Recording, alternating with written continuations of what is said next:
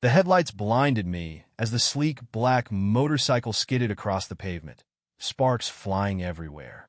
My wife, Rebecca, was thrown off the back, landing in a twisted heap on the cold asphalt. The man riding the bike, Chad, some smug punk she'd been sneaking around with, was groaning a few feet away. My heart was pounding, but not out of concern. It was rage. I sprinted toward her, my thoughts a chaotic storm. This wasn't supposed to happen. She was supposed to be at Jenna's wine night. But here she was, dressed like she was heading to a nightclub, riding on the back of this guy's bike. As I crouched beside her, she opened her eyes, her face pale and streaked with fear. But instead of apologizing or explaining, her first words sent a chill down my spine. "Jason, you can't tell anyone. Not the cops. Not anyone." "Why the hell not, Rebecca?" I barked, my voice trembling with fury. "What are you hiding?" She clutched her arm, wincing in pain, but her expression was defiant, almost cold. "You wouldn't understand." My blood boiled.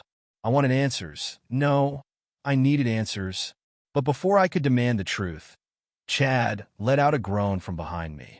I turned to see him dragging himself up, his leather jacket torn and blood trickling down his forehead. "Hey man," he muttered, his voice dripping with arrogance even now. "Just let this go." I snapped. Grabbing him by the collar, I pulled him to his feet. "Let it go.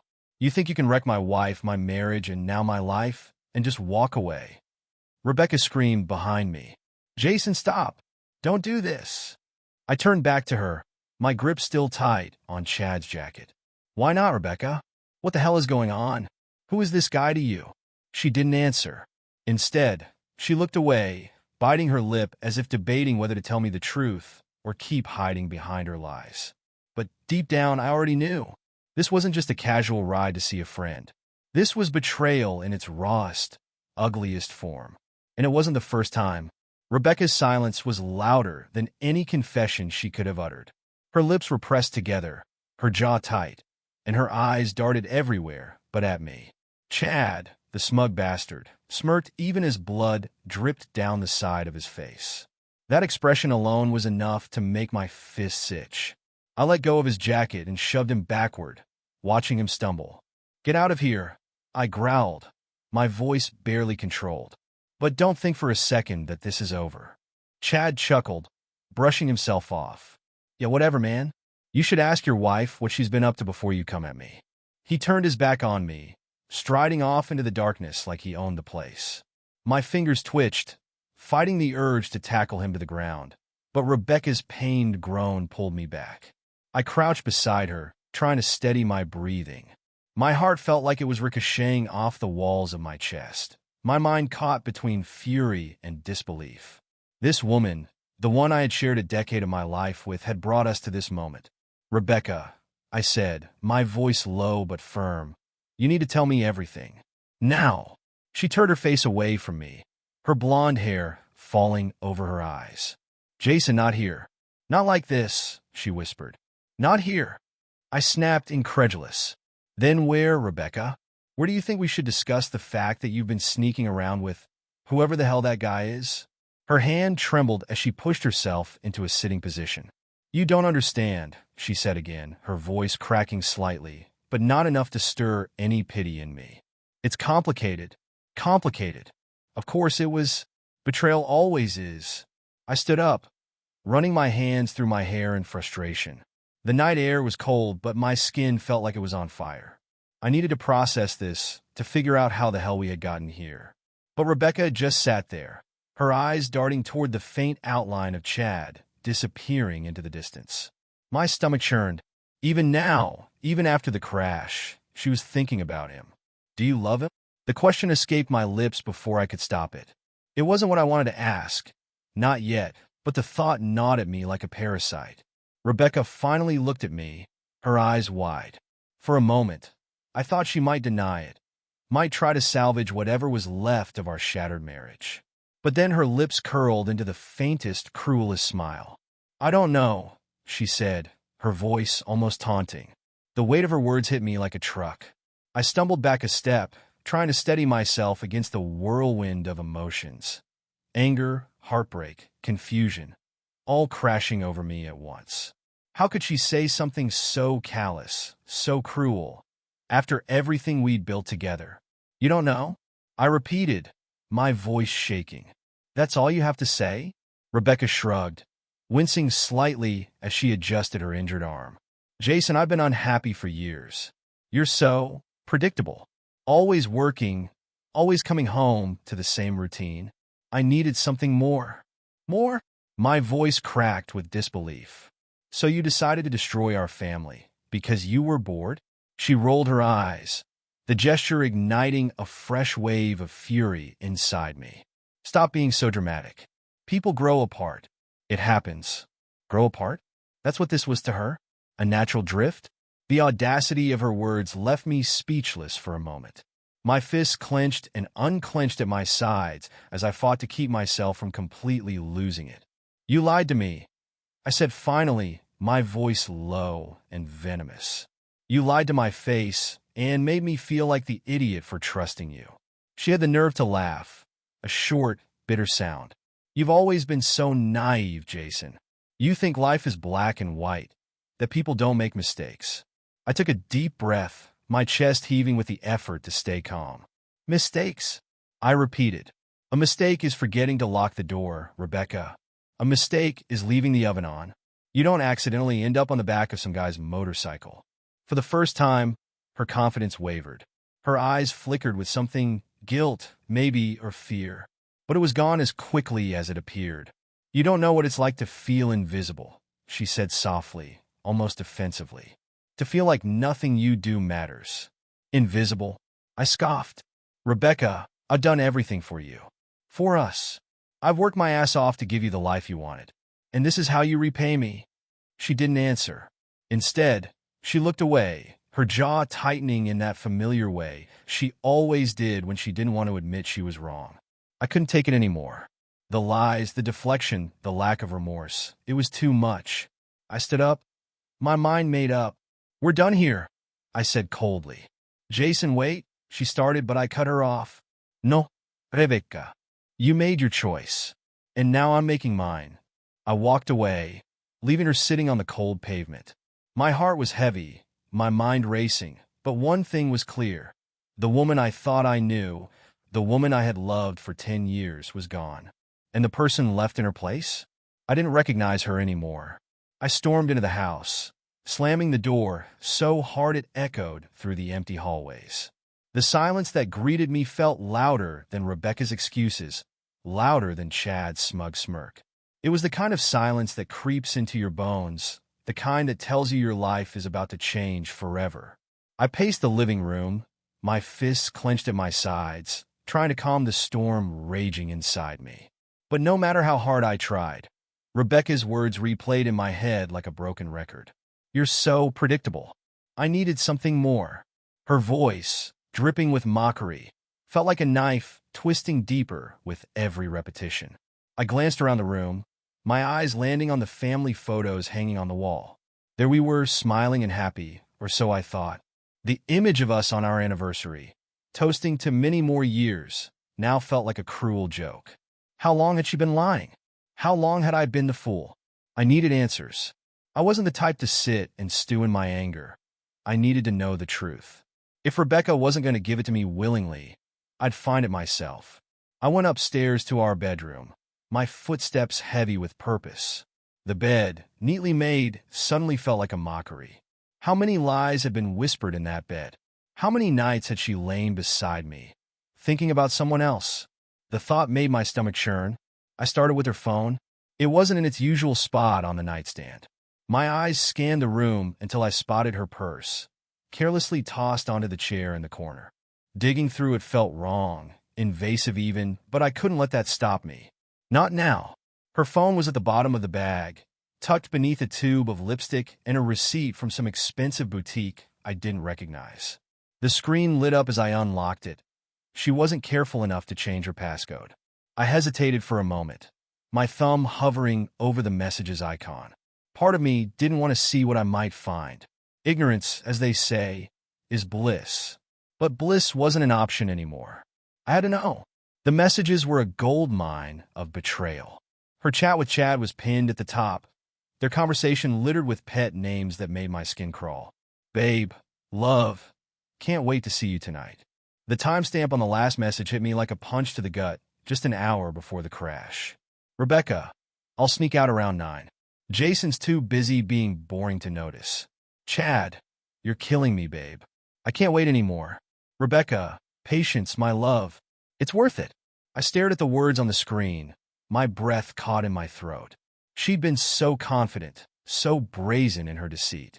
The woman I thought I knew was gone, replaced by someone who could lie to my face without hesitation. But it wasn't just Chad. As I scrolled further, I found another name, Nick. The conversations were older, months ago, but the tone was the same. Flirty, intimate, secretive. My heart pounded as I pieced it together. Chad wasn't the first. How many more were there? I dropped the phone onto the bed like it was poison, my hands shaking. This wasn't just a mistake. This wasn't a one-time lapse in judgment. This was a pattern, a deliberate, calculated betrayal. My jaw tightened as anger bubbled to the surface. I couldn't let this slide. Not anymore. But I wasn't done yet. Something told me there was more. That Rebecca's lies ran deeper than I realized. I went to her closet, yanking open the doors with more force than necessary. Her clothes hung neatly on their hangers, her shoes lined up in perfect rows. Everything looked normal, but I knew better. I searched the shelves, the drawers, the boxes tucked into the corners. And then I found it.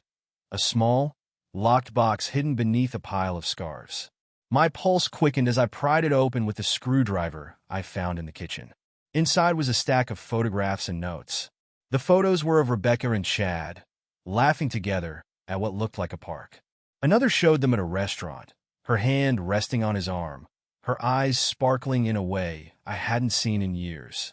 The notes were worse. Handwritten letters from Chad, filled with promises and declarations of love. My stomach turned as I read them. Rebecca, you're the only one who gets me. Jason could never understand the real you like I do. The words blurred as tears of rage filled my eyes. I slammed the box shut and threw it onto the bed. This was it. This was all the proof I needed. There was no salvaging this. No coming back from the level of deceit she'd inflicted. The woman I thought I loved was a stranger, a liar, a manipulator, a fraud. I sat on the edge of the bed, my head in my hands. The weight of it all threatened to crush me. But as much as it hurt, as much as it burned, one thing was clear. Rebecca wasn't going to walk away from this unscathed. Downstairs, the sound of the front door opening snapped me back to reality. She was home. My heart pounded as I stood, my fists clenched at my sides. It was time for answers, whether she wanted to give them or not. The sound of Rebecca's heels clicking against the hardwood floor echoed through the house. Each step a countdown to the moment everything would unravel. My pulse raced as I clenched my fists, pacing back and forth in the bedroom. Every image I had just seen on her phone and in that box replayed in my mind, stoking the fire that burned in my chest. Jason, her voice called out, casual, almost carefree, as if she hadn't just been caught in the most blatant betrayal of our marriage. Are you upstairs? I took a deep breath, forcing myself to stay composed. I didn't want to explode, not yet. No, she needed to face what she'd done, and I needed to hear her pathetic excuses for myself. In the bedroom, I called back, my voice tight. A few moments later, she appeared in the doorway, looking more irritated than concerned. Her arm was in a makeshift sling, and her expression was a mix of exhaustion and annoyance.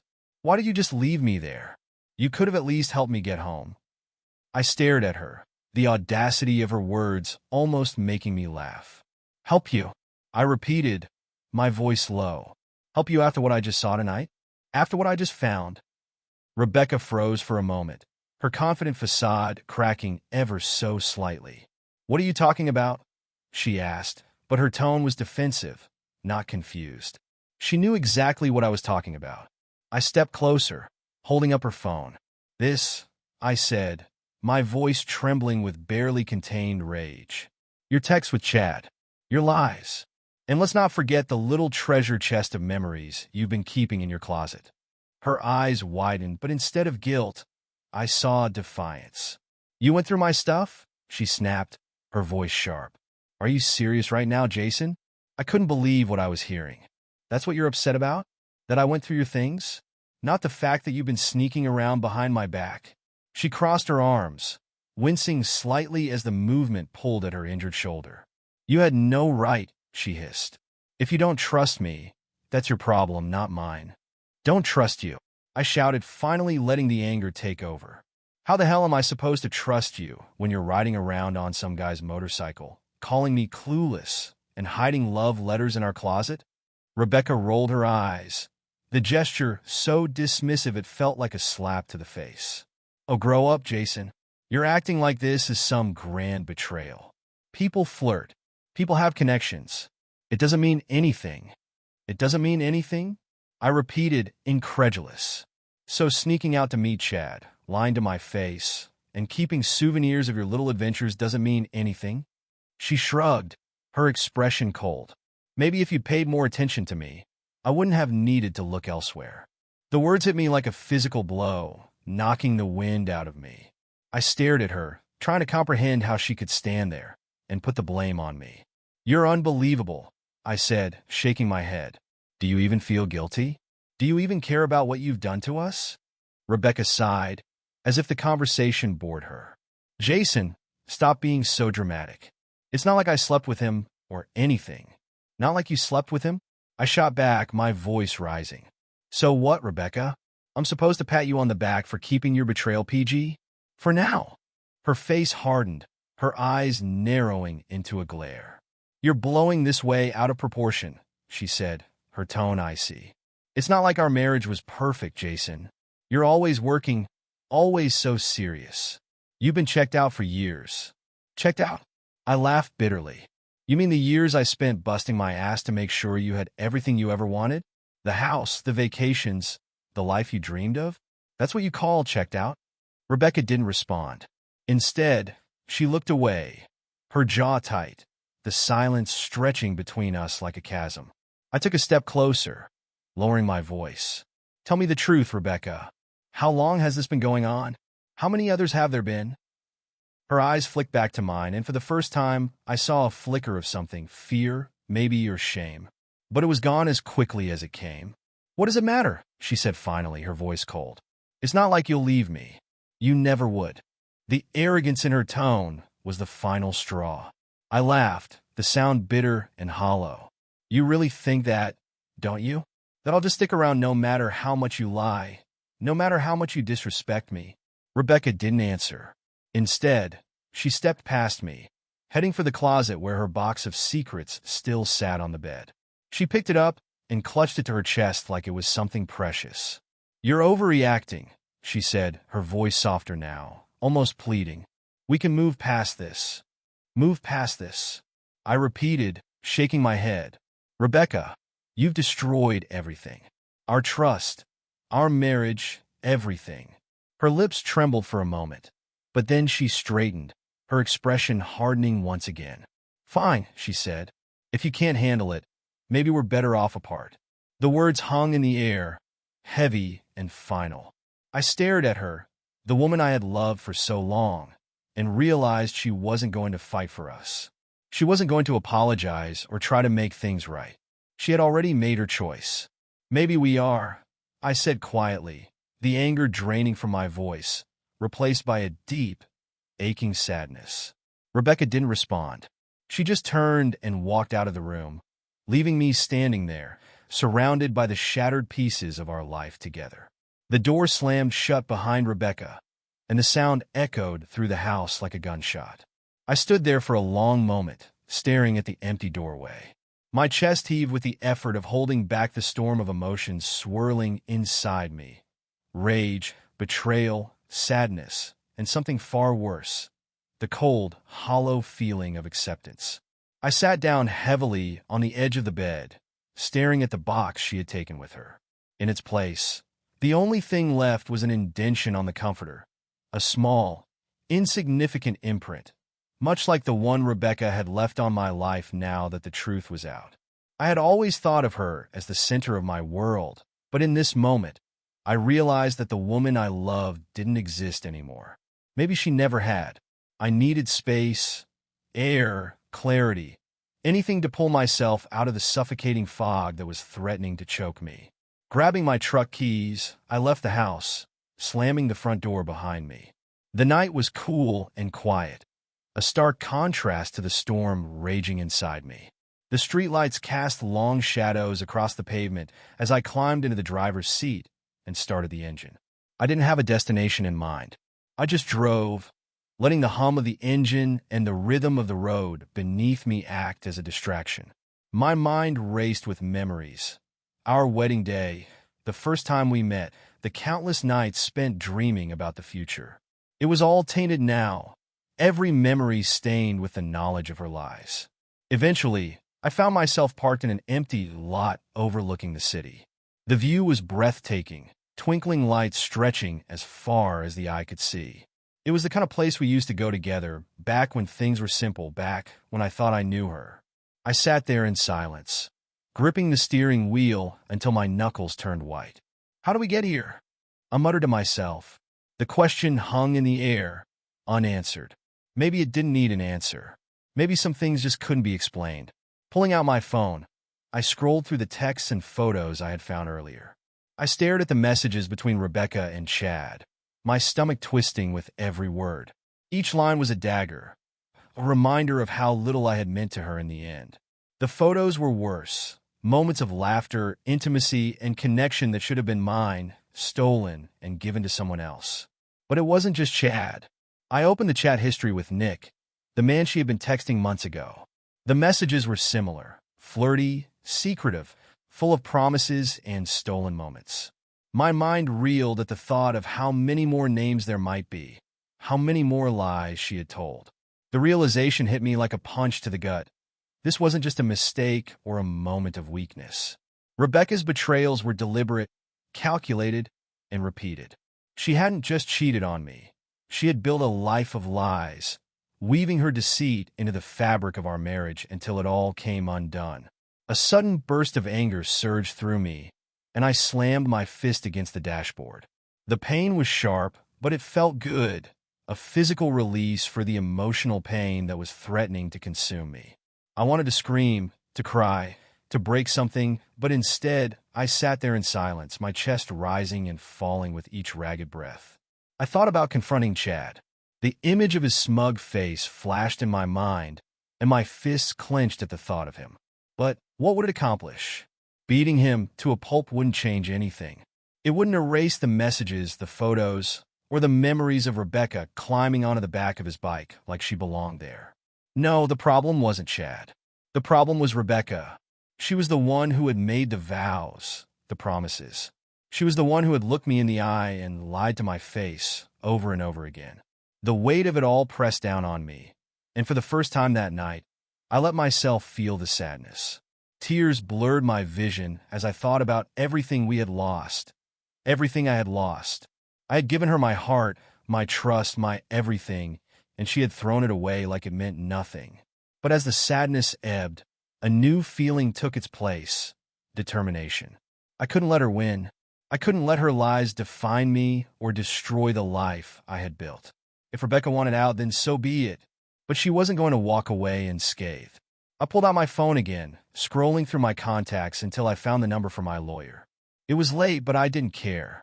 I sent a quick text. "We need to talk. It's about Rebecca. Call me first thing in the morning."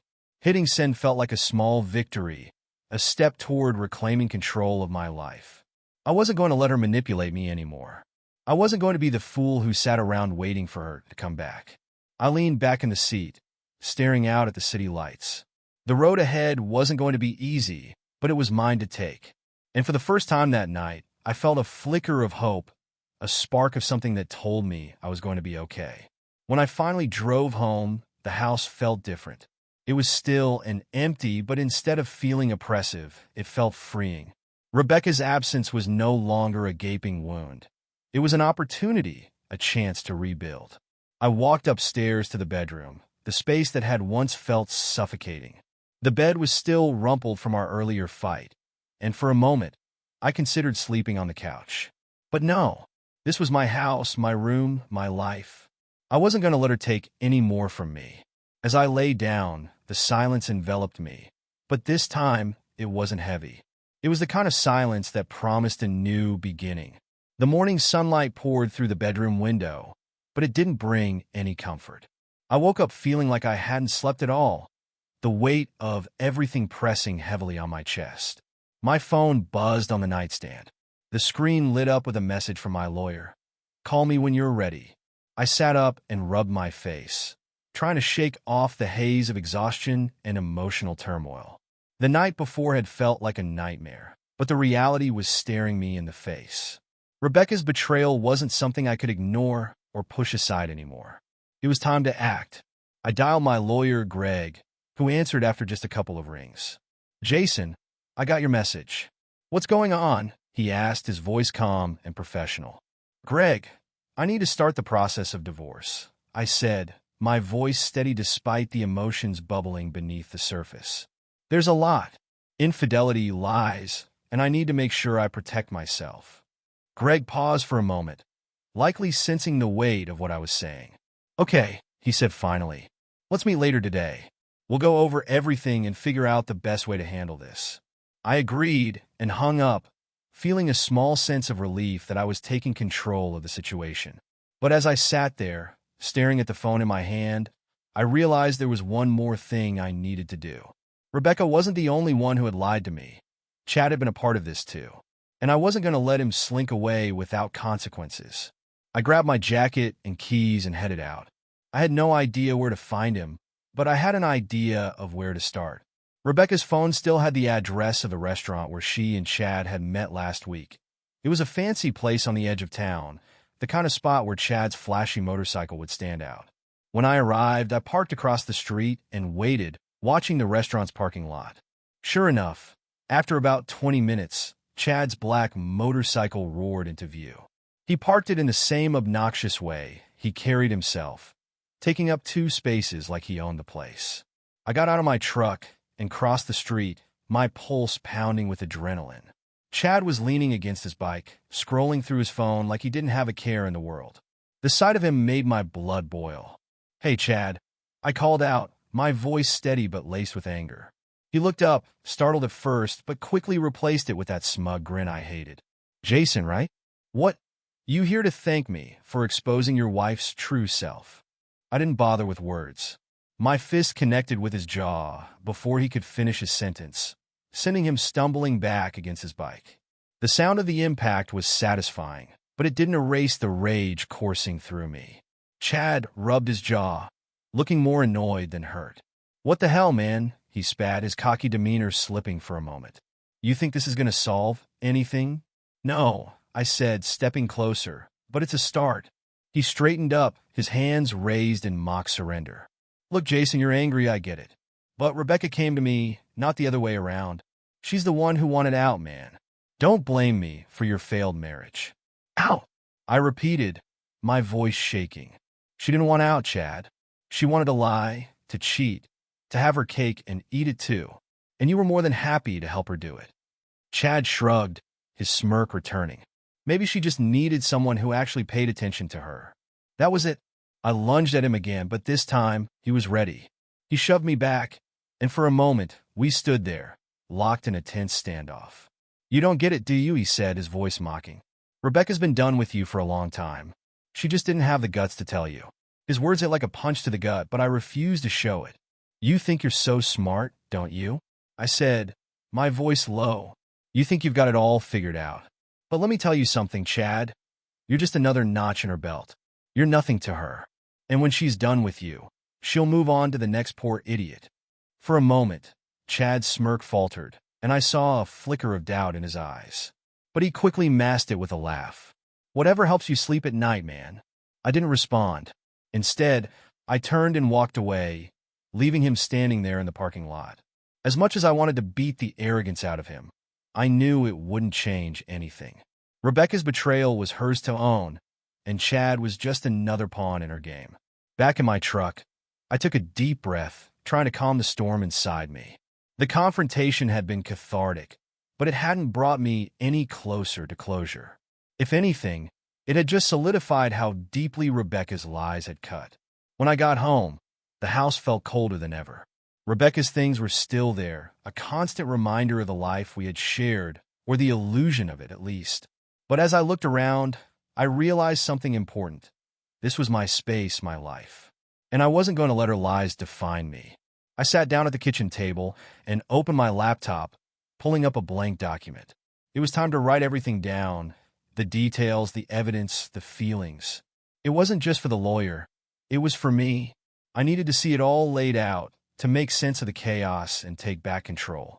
As the words flowed onto the screen, I felt a strange sense of clarity. This wasn't just the end of my marriage.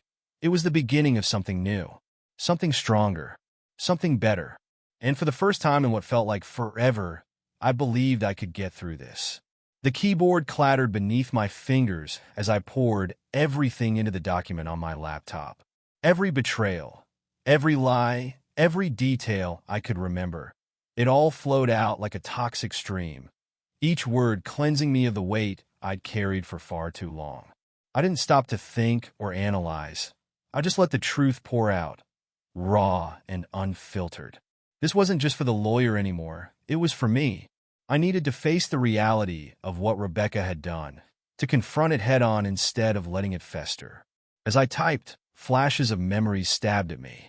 Our wedding day, her eyes shining with what I thought was love.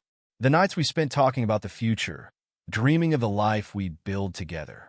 The laughter, the intimacy, the moments that now felt like cruel lies. How long had she been pretending? How long had I been blind? The sound of the front door opening shattered my thoughts. I froze, my fingers hovering over the keyboard. Rebecca was back. My jaw tightened as I heard her heels clicking against the hardwood floor, each step a reminder of the arrogance she carried. She walked into the kitchen, stopping when she saw me sitting at the table. "You're still here," she said, her tone flat.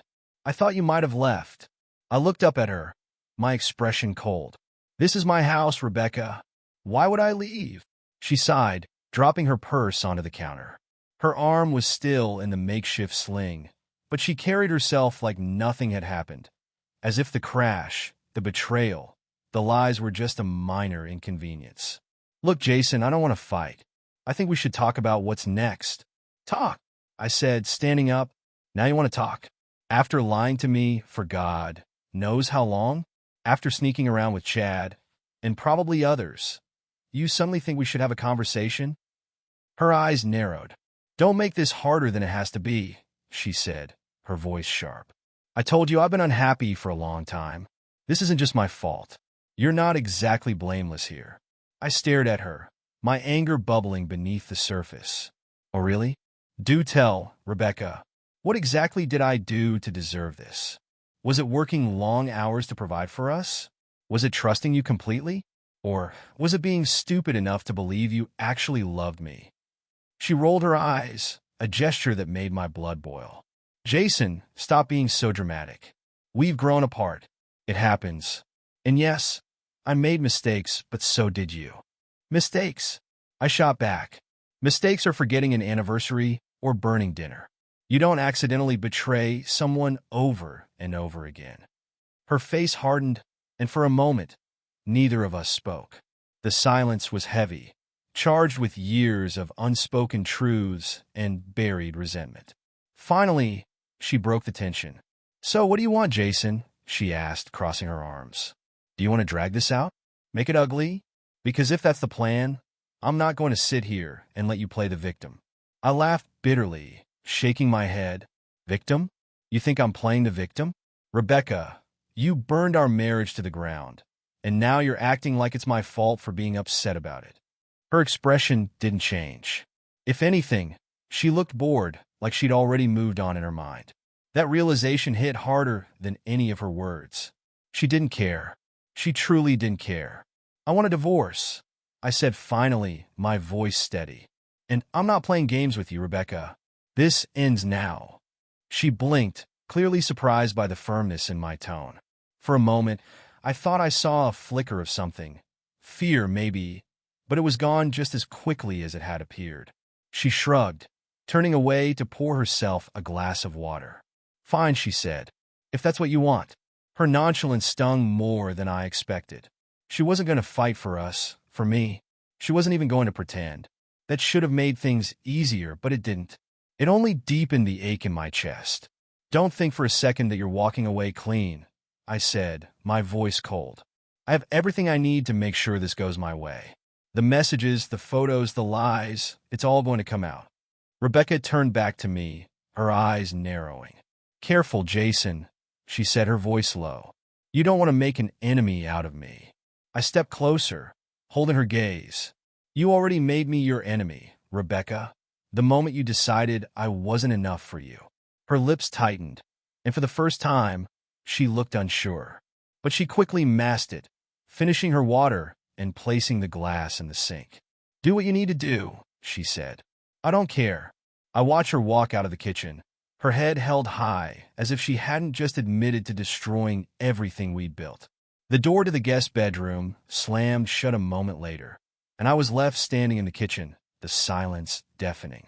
I sat back down at the table, staring at the half-finished document on my laptop. My hands trembled as I hovered over the keyboard, but I forced myself to keep going. I wasn't going to let her win. I wasn't going to let her rewrite the narrative. This wasn't just about ending a marriage. It was about reclaiming my life. Rebecca had taken so much from me, but she wasn't going to take my dignity. Not anymore. As I typed, a sense of clarity began to settle over me. This was the end of one chapter, but it wasn't the end of my story. I wasn't going to let her lies define me. I wasn't going to let her betrayal break me. By the time I finished, the sun was setting, casting the kitchen in a warm, golden glow. The document was saved, ready to be sent to Greg. It wasn't just a record of Rebecca's lies. It was a roadmap to my freedom. I closed the laptop and leaned back in my chair, letting out a long breath. For the first time in what felt like forever, I felt a spark of hope. This wasn't the end. It was a new beginning. The following days passed in a blur of preparations, meetings, and a constant tug-of-war between anger and sadness. My lawyer, Greg, had been relentless in gathering evidence and building my case. The texts, the photos, the receipts, it was all meticulously organized, every piece of Rebecca's betrayal laid bare for what would undoubtedly be a messy divorce. Rebecca had been uncharacteristically quiet during this time, spending most of her hours holed up in the guest bedroom. Occasionally, I'd hear her pacing or talking on the phone, her voice low but tense. She was plotting something. I could feel it, but I didn't care. I was too far gone to be swayed by her games. The day I had dreaded finally arrived. Greg had set up a mediation meeting, the first step in what would likely be a long process. I walked into the sleek, sterile office building with a folder of evidence under my arm and a resolve I hadn't felt in weeks. Rebecca was already there, sitting in the waiting room, her arms crossed and her expression cold. She glanced up as I entered, her eyes narrowing slightly. "You're really doing this," she said, her tone more incredulous than angry. "Yes, Rebecca," I said calmly. "I am." The mediator greeted us and led us into a small conference room, where we sat across from each other at a long table. Rebecca's lawyer, a sharp-looking woman in a tailored suit, was already seated. Greg took his place beside me, and the room fell into a tense silence. The mediator began with a generic speech about cooperation and compromise, but I barely heard it. My eyes were fixed on Rebecca, who sat there with a faint smirk on her face, as if this were all some elaborate joke. It took everything in me not to call her out right then and there. When it was my turn to speak, I laid out everything I had, the texts, the photos, the timeline of her lies. Rebecca's lawyer tried to object, claiming it was irrelevant, but Greg shut her down with a calm, measured argument that left no room for debate. Rebecca, however, didn't flinch. She leaned back in her chair, her smirk unwavering. "Is that all?" she said when I finished. "Because if you think a few flirty messages are going to ruin me, you're delusional." Her words stung, but I kept my composure. "This isn't about ruining you, Rebecca," I said evenly. "It's about holding you accountable. You didn't just betray me. You destroyed everything we built together." Her smirk faltered for a fraction of a second, but she quickly recovered, flipping her hair over her shoulder. "Oh, please, don't act like you were perfect, Jason. You were distant, always working, always treating me like I was some kind of accessory to your life. I clenched my fists under the table, the urge to yell nearly overwhelming. But Greg placed a hand on my arm, a subtle reminder to stay calm. Let her dig her own grave, he told me earlier. And that's exactly what she was doing. The mediator intervened, steering the conversation back to the division of assets. Rebecca's lawyer demanded an outrageous settlement, citing my higher income and claiming that Rebecca had sacrificed her career to support our marriage. I wanted to laugh. Support? The only thing she'd been supporting was Chad, and God knows who else. Greg handled the negotiations with precision, countering every demand with hard evidence of Rebecca's infidelity and financial irresponsibility. By the time we left, Rebecca's smirk had finally disappeared, replaced by a scowl that told me she wasn't used to losing. As we walked out of the building, Greg turned to me. "This is going to get worse before it gets better," he said. "But you're doing the right thing." I nodded, though the weight of it all still pressed heavily on me. The fight was far from over, but for the first time, I felt like I was winning. That evening, I returned to the house to find Rebecca packing her things. Suitcases were scattered across the living room, and she was angrily shoving clothes into them, her movements sharp and angry. She glanced up as I entered, her expression a mix of frustration and defiance. "So this is it?" she said, her voice dripping with bitterness. "You get the house, the car, everything, and I get to start over from nothing?"